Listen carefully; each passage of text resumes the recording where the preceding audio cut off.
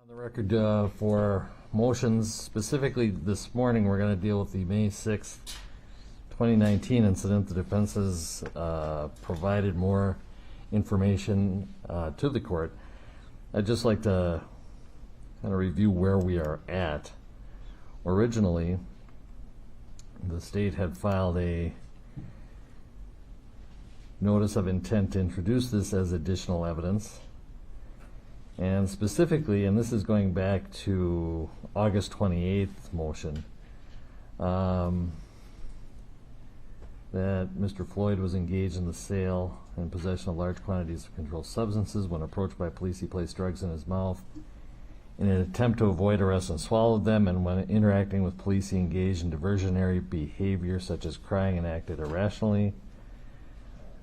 Point number 2, that when he was under arrest, he was cheerful because of like being accused of selling drugs and for abusing opiates. And then number 3 is unrelated. That's not the May 6th. At the time of our motion hearing in September, court reviewed some body-worn cameras from the officers at the scene right up until the police station. And at that time, I granted the state's motion to essentially suppress this evidence because even if it's a modus operandi, that is how George Floyd acted when he was confronted by the police, it really isn't relevant. These are different police officers, and the police who deal with him, whether on May 6, 2019 or May 25th, 2020, have to deal with him as he presents himself. So whether it's part of a common scheme or plan or modus operandi or state of mind, it really doesn't matter. The intent that is relevant here is Mr. Chauvin, and he essentially has to deal with Mr. Floyd as is, without regard to, is it a common scheme or plan? Is it feigned? Or, as Dr. Vinson would probably opine, it's anxiety or something else, a panic attack, genuine statements of claustrophobia. Whether it's any of those really doesn't matter, because the officers on scene have to deal with it as it is. So that was the original ruling and suppression of that. Since then, the parties have provided the court as a further offer of proof evidence from a search of the squad car, Squad 320, which was the squad car that Mr. Floyd was placed in or attempted to be placed in on the date of his death, which was not searched until January of 2021. And am I correct that was the first search? No, Your Honor, that was the second search. And the second search occurred only after the defense inspected Squad 320. It's just kind of mind-boggling that an extensive search was not done until January 2021. Was the first one mostly just taking photographs? Your Honor, the first search that was conducted, I believe, on May 26th or 27th, immediately following, the Squad 320 was searched. Numerous items of evidence were taken from that, including a ton of photographs. It was the defense review of those photographs that raised the question of what is all of this other stuff, why wasn't it taken? That's why we went to go look at it. But they did take, DNA swabs. They took quite a bit of evidence from Squad 320 back in May of last year. All right, thank you. Well, that puts it in perspective. But also, the body-worn cameras seem to include, I think, what is labeled as a narcotics body-worn camera. I'm not sure what officer it is. It's rather lengthy. It involves a lot of time where Mr. Floyd is in a conference room by himself, but also has a video of a paramedic dealing with him and checking his blood pressure. That was not part, or did I just miss it? Was that part of the September 11th motion hearing, or has that been supplied since then? Your Honor, that was again when the parties were all joined, and two of the other defendants made this motion, and Mr. Chauvin joined in that motion, and in the exhibits. I don't have a recollection as to whether that was included or not. I do know that it was specifically referenced in Mr. Tao's motion. Okay. And so, I believe that it was previously submitted as well. Okay, and I think the motion was basically to talk about Mr. Floyd's manner and appearance during the arrest. And so the court made the ruling on that basis. Now we are at a different stage. Mr. Nelson, I'm going to ask you to approach the lectern and tell me why I should admit it and on what basis.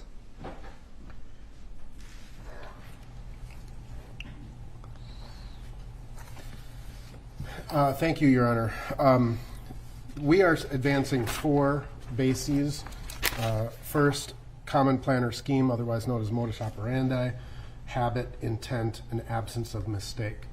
I think what the court is alluding to is in terms of the conversation with paramedics at that particular point, when the paramedics were checking Mr. Floyd's blood pressure, they specifically told him that his blood pressure was so high that he was in danger of having a stroke or heart attack at that point. And obviously, in this particular case, one of the primary cause of death is obviously cardiopulmonary arrest. So just to kind of work backwards, Your Honor, and I think that that's what the court was ultimately alluding to. The entire arrest in May of 2019, just over a year prior to Mr. Floyd's death, is remarkably similar in multiple ways from one to the next, from the May 6th of 2019 to the May 25th of 2020 arrests. Beginning with literally the initial approach of officers and how the officers reacted to Mr. Floyd in that circumstance. In both of these cases, Mr. Floyd is in a vehicle, and one it's a traffic stop, and the other he's already parked. Officers approach, and the officers notice that Mr. Floyd begins acting furtively, hiding his hands. He's refusing to show his hands. Both officers in both incidents draw their weapons and I guess escalate the use of authority or force in that regard. Mr. Floyd struggles. They struggle to get Mr. Floyd out of the car. Mr. Floyd immediately claims that he has previously been shot in both incidents. Mr. Floyd, again, struggles to get out of the car. He appears to resist their efforts to handcuff him.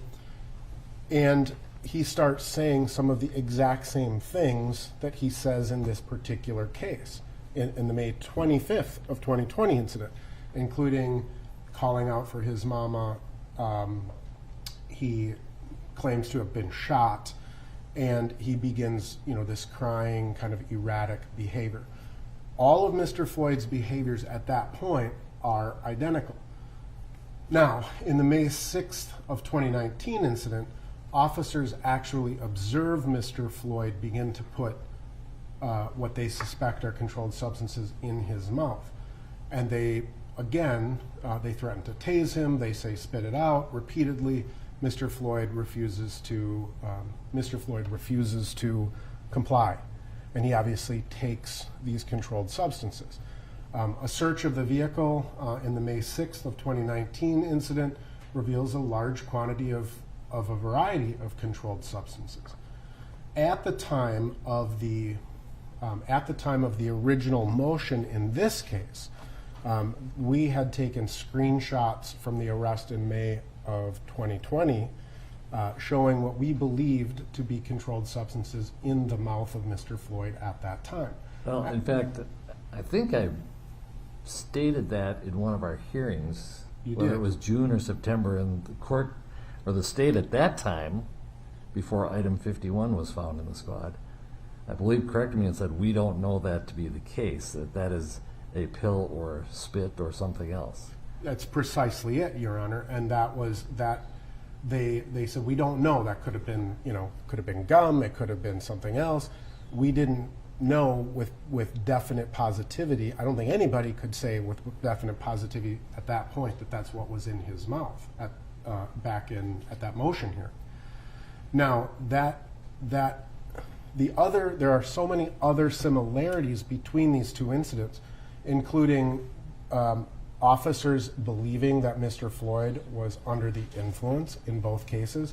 In the May of 2020 incident, officers King and Lane are asking him immediately upon taking him out of the car, "What are you on? What are you taking?" They suspect that he is under the influence of something. They don't know what. What are you taking? They notice a white foam around his mouth, or a white residue or something around his mouth. That same observation is also made by officers in the May 6th of 2019. So there are all of these remarkable similarities. The difference is, the primary difference is that in the May 6th of 2019 incident, when they put Mr. Floyd into the squad car, he never makes a claim of claustrophobia.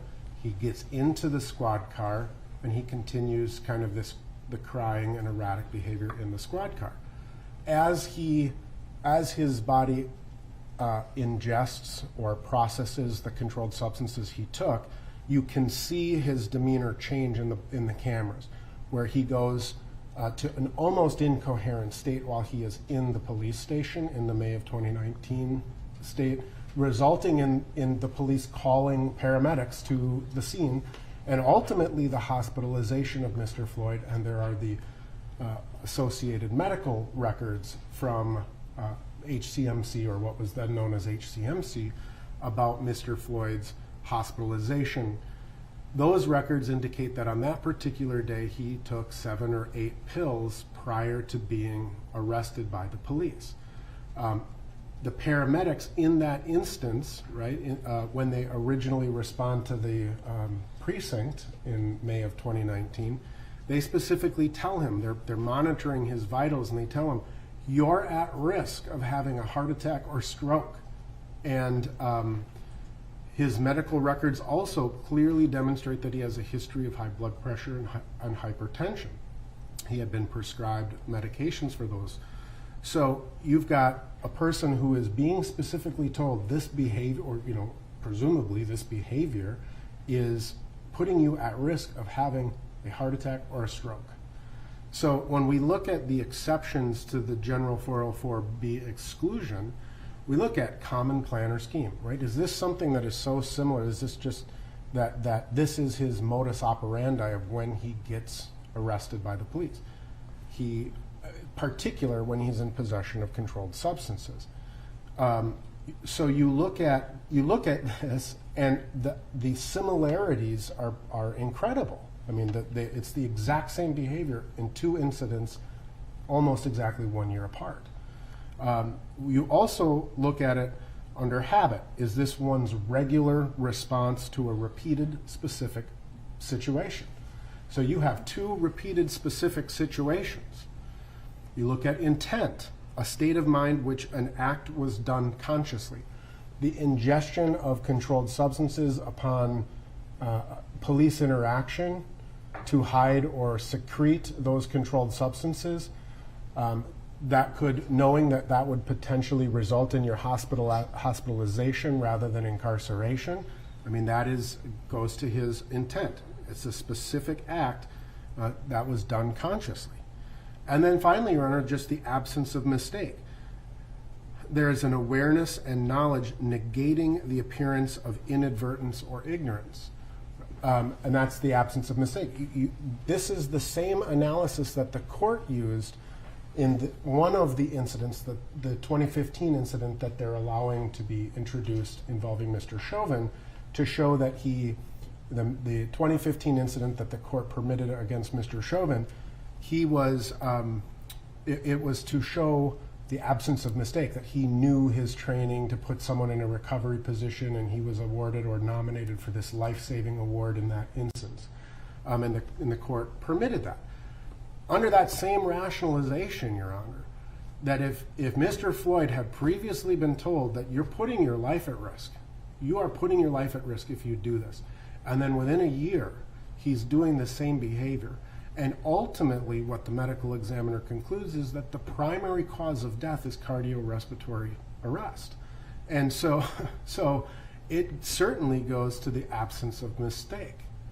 Now, I would also note, Your Honor, that since we've started this trial, we have continued to receive reports. I mean, a lot of it is, I acknowledge, is the federal government releasing certain information, including nearly 1,000 pages of transcripts and reports of interviews of some of these witnesses. And so, if we look at what was happening in that instance, what was going on May 25th of 2020, the similarities are there. The absence of mistake. There is video of the passenger tossing a bag of something from the Dragon Walk. We can see that in the video.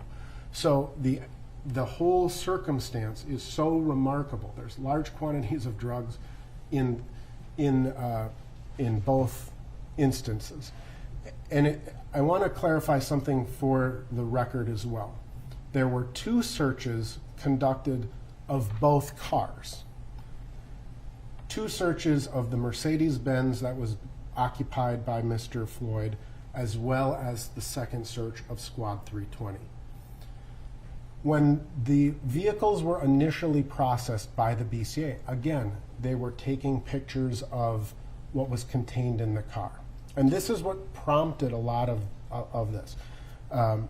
In looking at those initial pictures, you can see pills in the center console of the Mercedes-Benz, and where Mr. Floyd was, where the officers believed his hands were in that instance.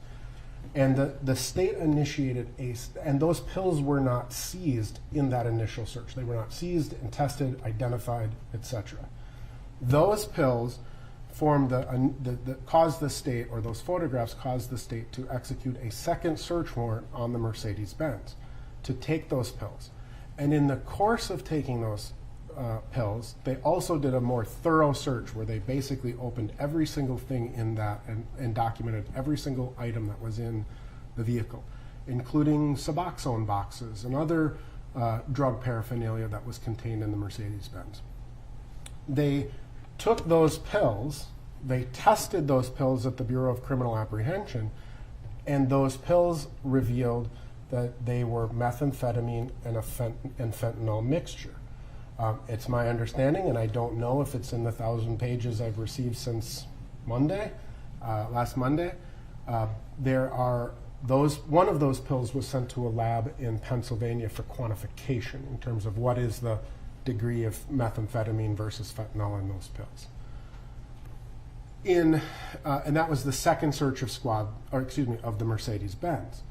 So as we're looking at the photographs of Squad 320, and you start to notice that there is this white residue and these items that were all over the back seat of that car, you start wondering, what is this? So the defense requested to inspect Squad 320, and of course the state complied and permitted us to do that. Myself, Mr. Gray, representative from Mr. Plunkett's office, and then Mr. Pauly was on the phone as this was being conducted, and 2 BCA agents were there. I am not a law enforcement officer, and I'm certainly not a crime scene forensic technician.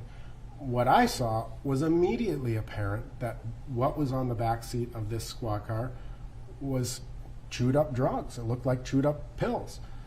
On the floor, in addition, there is a near complete tablet. It's partially dissolved, but very similar. And it's clear that this is a pill. These things would not normally be in the back seat of Squad 320.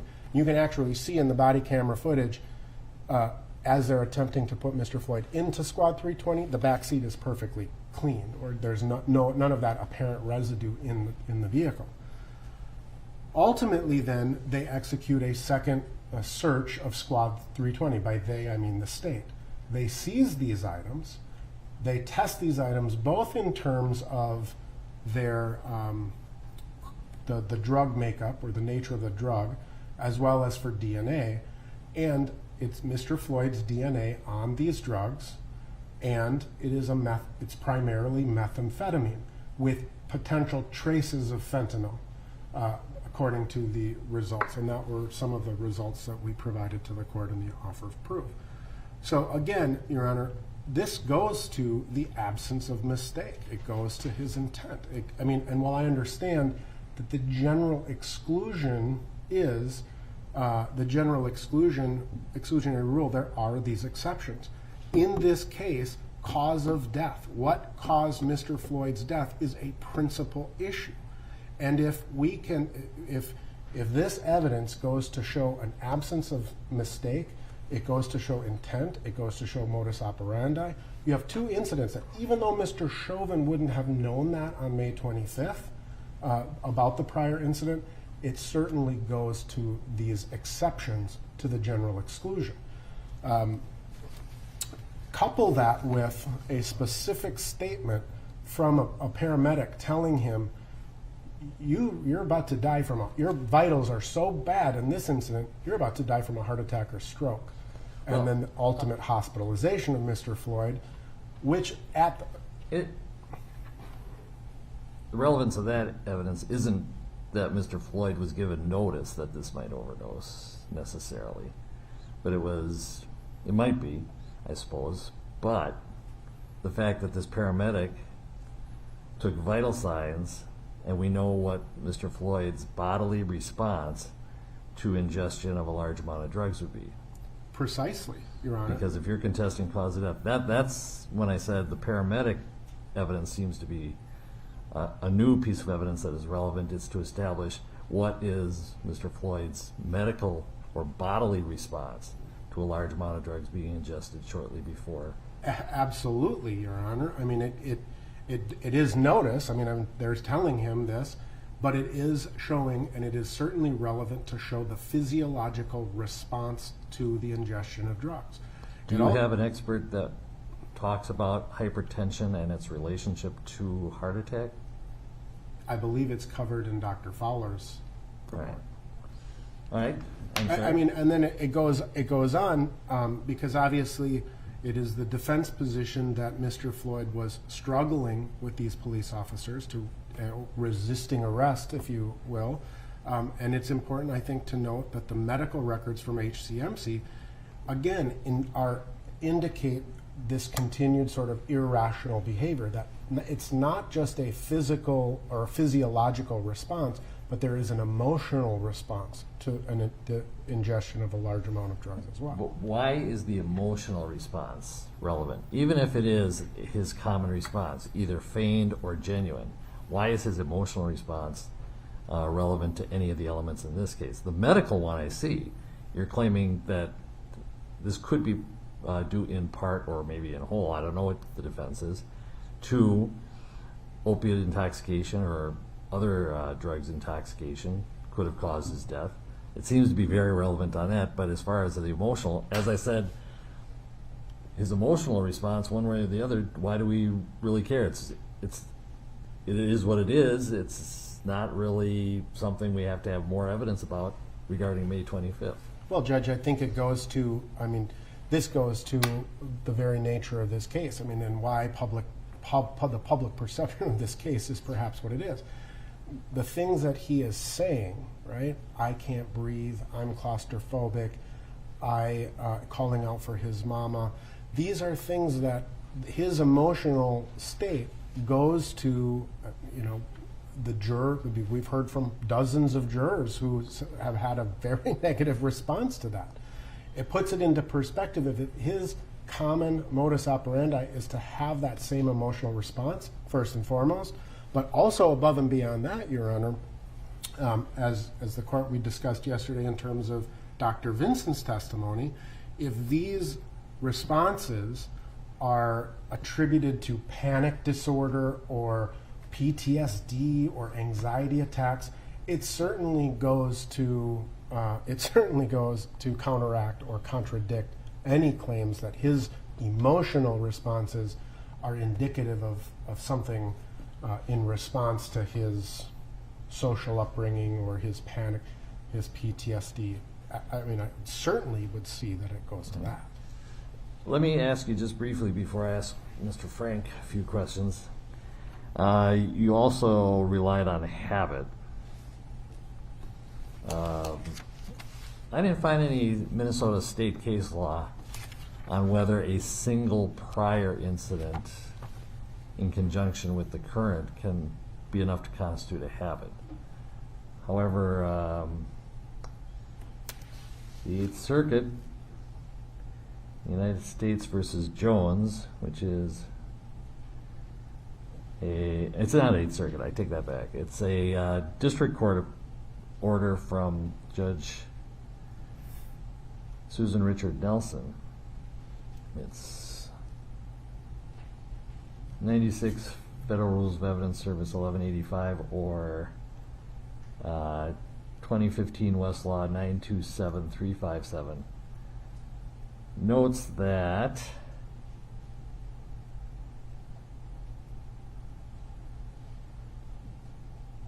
habit or pattern of conduct is never to be lightly established. It is only when examples offered to establish such pattern of conduct or behavior are numerous enough to base an inference of systematic conduct, the examples are admissible. Just so you know that I'm likely to deny, unless you have contrary to case law to that, and I don't think there is, I took a look. Right. I don't think you have enough of a numerous instances to constitute a pattern under Rule 406, so I think it's strictly a 404B analysis. So I'm going to ask Mr. Frank to come to the lectern and give his thoughts.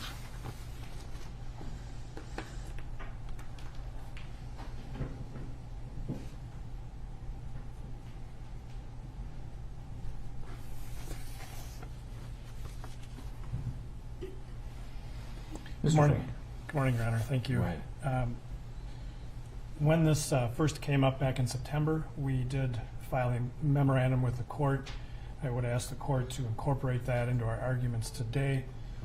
Following up on the court's most recent question, on page 21 of our memo, we discussed the habit claim, and we do cite a decision there from the Minnesota Court of Appeals referencing that it takes repeated conduct to establish a habit. I see no authority that...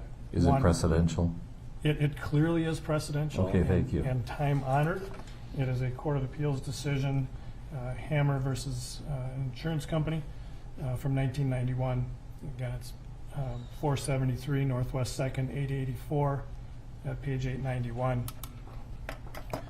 I think the reliance, the attempted reliance on habit tells us a lot about the real motivations behind this.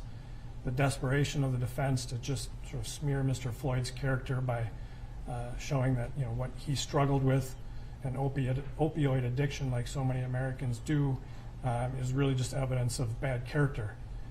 And that because he acted that way once before, it proves he acted this way in May of 2020 during a much different confrontation by Minneapolis police officers than the May of 2019 incident. But getting to the legal part of this first, this court knows 404B very well. You can't practice in this area very long without hearing ad nauseum about 404B. The appellate courts have told us very clearly the very first step in this process is to have the proponent of the evidence identify the precise fact that is of consequence to the determination. So what is it that is at issue in the case that is sought to be proved by this evidence? And that's what counsel is not doing here. Counsel is skipping that step and just simply going to, hey, these two things are similar, so it proves all these things that we should get brought in. We have to back up, as we argued in our previous memorandum to the court, and have the defense identify what it is they are seeking to prove. Well, I think I could be wrong, and I don't want to speak for Mr. Nelson, but what I took from his argument here is that he's offering it to show that, for example, the white spot in the video is not gum or spit. It is, in fact, a pill, which is proven by what is found in Squad 320, but also his common scheme or plan of when he's approached by police, he immediately ingests drugs, and that's also relevant because it shows acute intoxication, which might lead to the death. Or do I speak incorrectly? That's correct, Your Honor. Okay. So if that's the basis, and not absence of mistake, blaming his hypertension, but let's assume that's the issue. Well, I think the hypertension comes in with the whole point of ingesting drugs immediately before arrest leads to the state or the defense. Part of the defense here is that they're saying it could have been a cause of death, and how do we know that it has a negative effect on his body is the May 2019 case where paramedic took blood pressure and his systolic blood pressure was over 200. And let's not forget that in the May 2019 incident, the officers were concerned enough about his health that they sought medical attention for him. And they didn't force him someplace he didn't feel comfortable going immediately. They got him medical attention and he survived. I don't understand how those two things are similar. Well, the police response, I agree, may be dissimilar. But I want to get back to, what are we trying to prove here? Right. What is the defense really offering this evidence for? Because all of this case law in 404B is about prosecutors saying one thing and trying to offer it for another way. Let's be frank about that, right? I mean, let's be candid. That's what Well, you this can is. be. Huh? Yeah, I know. Bad joke. Yeah, I usually let other people make that joke for me. But to be candid about it, right? So let's look at exactly what this is being offered to prove. If the fact that they're offering it to prove is that he ingested a controlled substance, and that the additional evidence since you made your previous ruling corroborates that, fine. But let's remember what evidence we already have of that, right? We do now have the search of the vehicle. And let me just sidestep for a second, because this discussion about the search of the two vehicles engages in a lot of hindsight. We have the benefit today of much more information than the BCA had at the time of the searches of those two vehicles. Those two vehicles, the initial search was done within days of this incident, which happened at night. The vehicles were searched not that day, but the next day, when what was mainly understood is that medical was called because of some injuries to the face. He was restrained by officers outside of the vehicle and died. It's not the typical, like, we arrested this guy for drugs. So the searches that were done with very little information. And you don't have to justify the delay and all that. I'm just saying it was a little odd, but nevertheless. I think I do, Your Honor, because in this context here, Mr. Nelson has brought this up and spoken about it at length. So I would ask the court's indulgence to let me explain that, because absolutely. I do think it's important. What they did is they conducted a search. They found blood evidence in Squad 320 that is Mr. Floyd's blood. That was the main focus of their search, because that's what they knew at the time.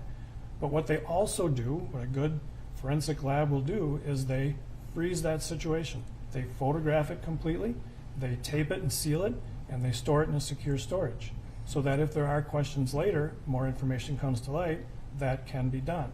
And that's what happened here. And the pill fragments, I mean, I'm not going to second guess why those things weren't seen or recognized, but let's remember the very limited information that the BCA had when those first searches were done. But what they did right was preserve it, so we could find that out. So that's the additional information that you have today from what you had when you made your previous ruling about this. And what we know about Mr. Floyd, what we already have as evidence, is the toxicology report showing the presence of those substances in him. So why do we need to bring in this previous incident to show something that is quite attenuated? It is a different situation in that regard. So as we argued in our previous memorandum, even if this is about whether he took a pill when the police confronted him, there is already evidence of that. And so there is no need for this prior incident, which is prejudicial and could be used for improper purposes, when we have the evidence that we already have. That goes to the causation issues. Well, and actually, in that regard, reverse Spiegel is somewhat different than Spiegel. When it's Spiegel evidence offered by the defense, as we often call reverse Spiegel under 404B. Again, the reason I read the Jones case was not actually for the habit. That was just something that was part of the analysis. but it was actually to note the survey of the different federal circuits. And Judge Nelson noted that a majority of circuit courts have held that 404B, which prohibits the admission of other acts as propensity evidence, does not apply if a defendant offers other act evidence of a third party to prove some fact relevant to his defense. And the third party here, of course, being Mr. Floyd. So I think, wouldn't you agree there's a different standard? Their bar is not as high when it's not offered against the defendant, not offered against a party. I guess I disagree with that, Your Honor. 404B is a rule of evidence. It applies civil context, criminal context. We call it Spiegel evidence because of the Spiegel case, which was is really a case about notice before there were rules of criminal procedure. It was unfair that Mr. Spiegel had to respond to questions about his priors without notice. Well, clearly we have notice. But 404B is about other evidence that has, whose only potential probative value is propensity. And so propensity may be relevant, but we are very careful with 404B evidence because its propensity, its ability to prove by illegitimate means is so great compared to its limited probative value. But the point being, when it's offered against a defendant, that defendant might be prejudiced in the jury's decision against that defendant, whereas when it's a third party, they're not a party to the lawsuit, and so the prejudice to them is kind of irrelevant. But anyway, I don't want to get off on that. I want to get more on the substance of why it would be admissible. Yeah, and I understand, defendant's right to a fair trial, but it's a rule of evidence, and 403 is a rule of evidence, and the last step, of course, in 404B is the 404-3 balancing with a slightly different standard. But isn't 403, when we talk about prejudice, it's prejudice to a party. It's not to a third party, not part of a lawsuit, except in this case, obviously, Mr. Floyd. Well, I think it's prejudice to either case, right? I mean, it's the parties to the case, and we don't represent Mr. Floyd in the criminal case, but we have a case that we are trying to prove.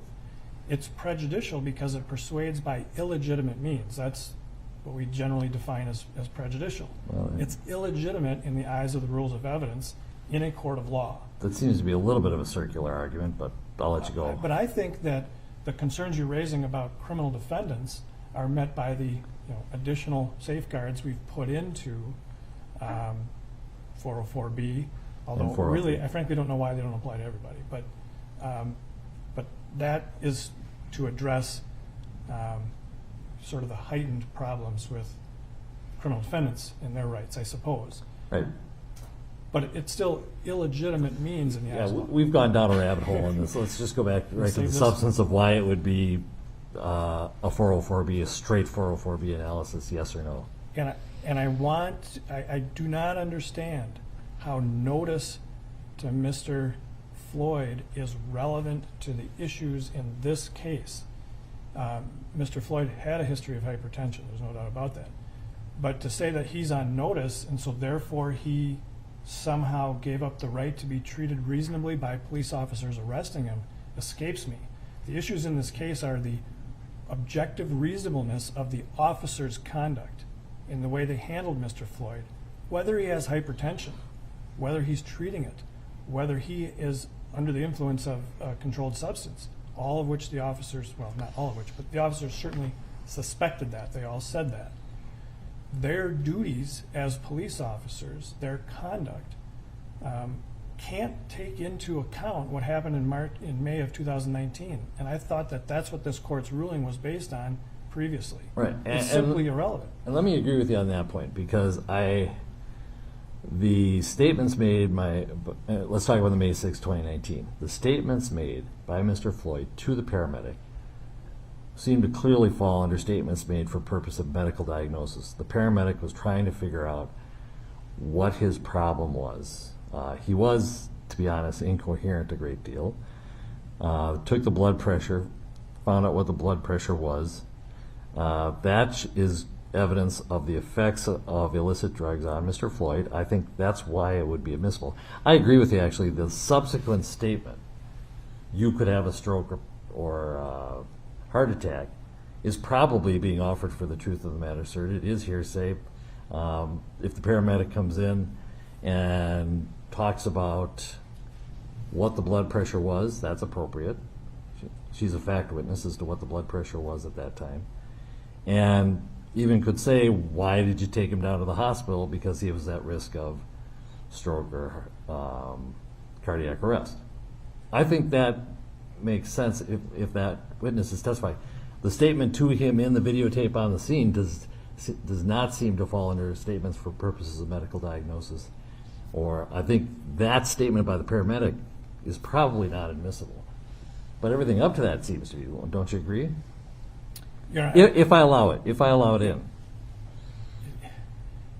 This is a year before, and I quite frankly just don't know how it fits into an exception to this rule, how it relates to a fact and issue that we don't already know or don't already have evidence of.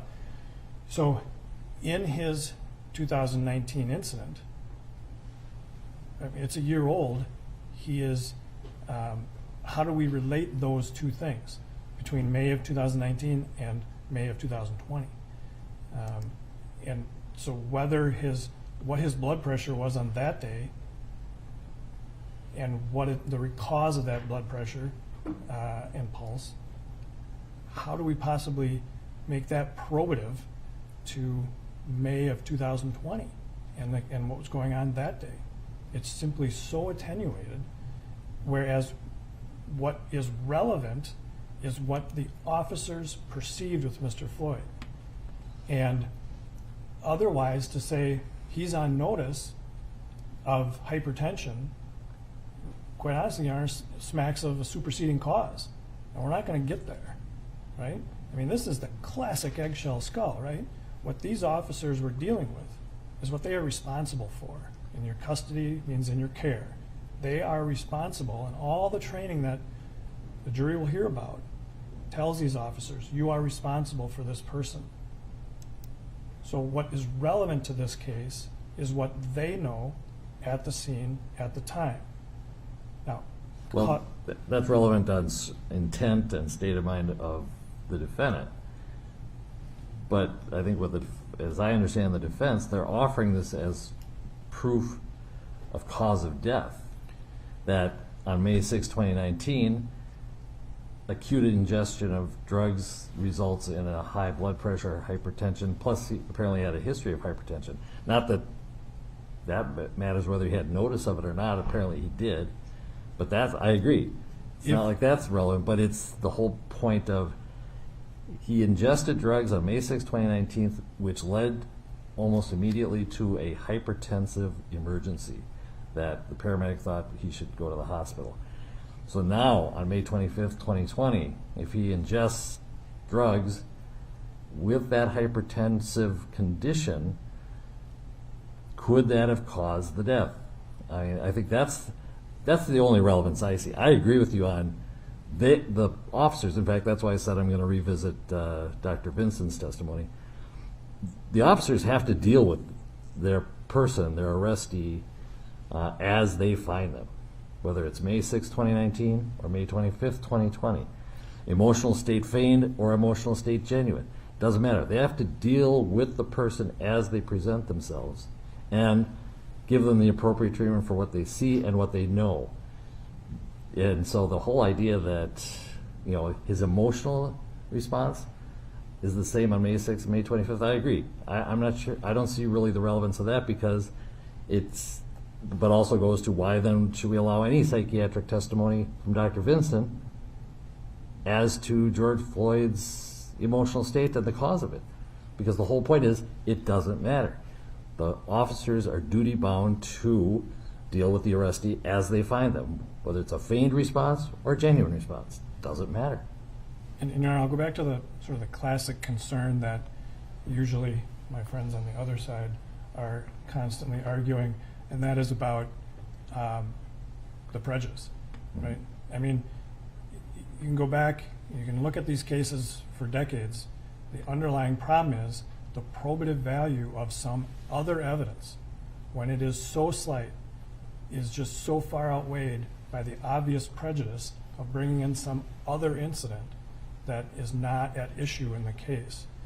So even if there is some probativeness of this evidence to causation, this limited frame of evidence that you're talking about, it is far outweighed by the prejudicial nature, which you can just see from the arguments being made about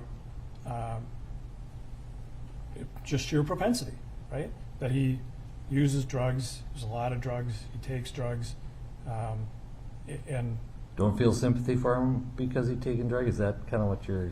I mean, that's, I don't see that as what the defense is saying. well, I think that's, And if they tried to even argue that, I they'd think, get corrected very quickly from the yeah, court. I think that's been the whole narrative that certainly, others of the defense in this case have worked very hard to get out there.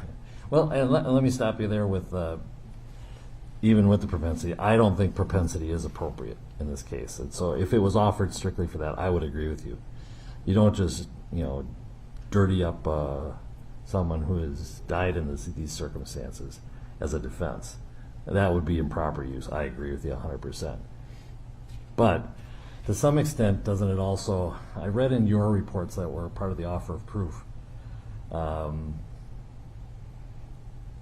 there is a difference between a naive user of opiates and a chronic addicted user of opiates in regards to the effect that the opiates will have on them regarding overdose. A naive user, if you take fentanyl for the first time, it might kill you more readily than it would a chronic user. And to some extent, isn't the fact that he, a year before, admits and is using opiates, isn't that kind of relevant to your expert's opinion?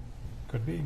And Your Honor, I mean, obviously, as you've seen with this offer of proof, the treatment that Mr. Floyd received was basically monitoring him, right? He didn't require Narcan. He didn't require any type of emergency intervention. They monitored him, and he was okay. And he admitted to the officers that he had ingested a pill. Here, it appears he spit the pill out even. But tolerance is, obviously going to be an issue in this case. We're all familiar with tolerance, from alcohol. Most people have that experience. It's a little more complicated with fentanyl. That certainly will be covered. But the probative value of bringing in this other arrest and this other situation is so slight when the defense already has other evidence, and the state has as well, of these issues for causation, that it simply shouldn't be allowed. And Mr. Frank, if we go back to let's go back to the actual language of 404B. It says that evidence of another crime, wrong, or act, doesn't even have to be a prior bad act, or other act is admissible to prove the character, is not admissible to prove the character of a person in order to show action in conformity therewith. It may, however, be admissible for other purposes, such as, and then it goes on with our usual pigeonholed responses of motive, opportunity, lack of mistake or evidence. But it's actually a broader rule to say you can't use it for character evidence, but if you have another reason. Would you agree with that? Absolutely, yep. The rule has a very good purpose, right? And we, in a court of law, we want the parties, we want the fact finder to focus on the facts of that particular incident and not to look at some other incident unless there is a connection of relevance between the two that's appropriate and not prejudicial. I always like to go back to Old Chief, the U.S. Supreme Court case that really talks about this as a sliding scale, right? What 404B recognizes is that evidence of some other crime, wrong, or act is potentially relevant, but you got to explain why. It's got to be solid, and it's got to be for a proper purpose, not just propensity. Otherwise, the sliding scale of probativeness is just way down here at the bottom. Let me touch on your prejudice concern.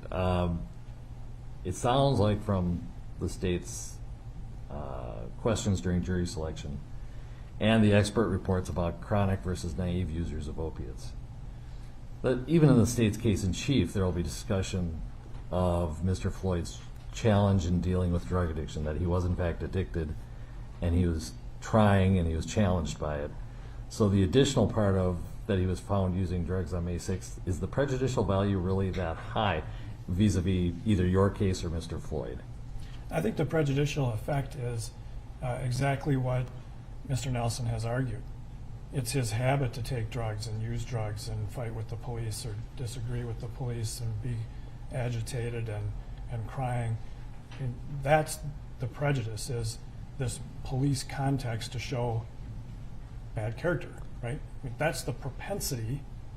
We use propensity as a substitute for character evidence. It's just well, that also assumes that this is a on or off switch, that I let everything in from A6 or nothing in.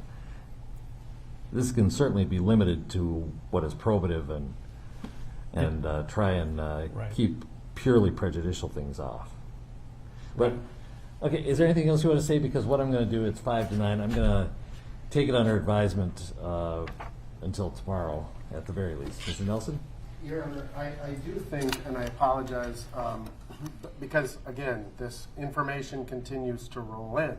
I do think that the interview of this witness that I just received as an FBI is also potentially probative to this analysis. In terms, again, the state seems to be conflating cause of death and the reasonableness of the use of force. I mean, though there are two separate issues in this particular case. These particular pills, according to this witness, were different than anything else that they had previously used. So I think I would like to, again, supplement, and I'm glad the court, because this interview, I think, is highly relevant to that. Is this the stuff you just received? Yes. Well, when did you receive it? And I'm not faulting, I'm just saying, when did you receive it? So this, my understanding is this was provided to the state on March 3rd. I believe it was mailed to me on the 6th, and I mean, I've been in trial, and so Yes. or selecting a jury. Well, any objection to the court reviewing that as part of the offer of proof as to the 404B? All right, we'll receive that as an offer of proof for an in-camera review. And with the caveat, now we're submitting something to the court without having the opportunity to address it. So We'll talk about it again tomorrow. very well. I'll review it overnight. All right, so essentially we'll reserve further argument after I've had a chance to review that. So let's take a 10-minute break. Let's come back about 10 after, just so we can all readjust, get in place, and we'll check on whether our jurors are all here and whether they've all seen the video. All right, so we'll be in recess until 9:10.